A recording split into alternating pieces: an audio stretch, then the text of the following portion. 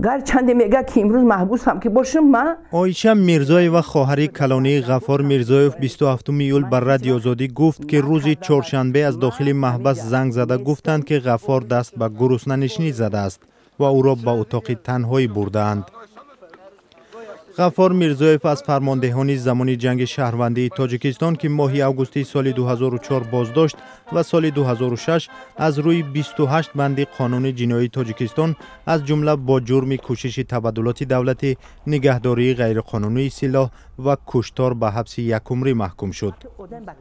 از آن زمان تا حال چندین بار برای بازبینی پروندهش و شرایط بود و باشش به دستگاه پرزیدنت، وکالتدار حقوق انسان، دادستانی کل و دادگاه عالی نامه‌های شکایتی نوشته است.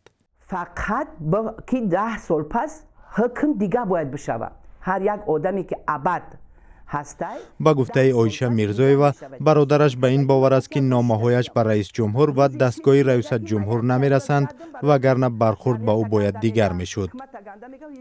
در گذشته مراجعت‌های میرزایف برای بازبینی پرونده او به جواب ماند.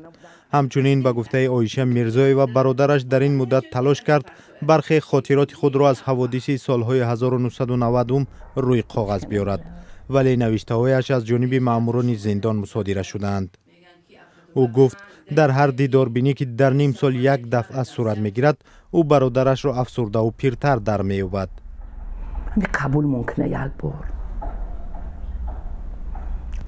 غفار میرزایفی 61 ساله تا زمانی به زندان رفتنش در سال 2006 در مقام فرماندهی پیشین گارد پرزیدنتی، رئیس آژانس مبارزه با مواد مخدر و رئیس کمیته ملی المپی تاجیکستان کار کرده است.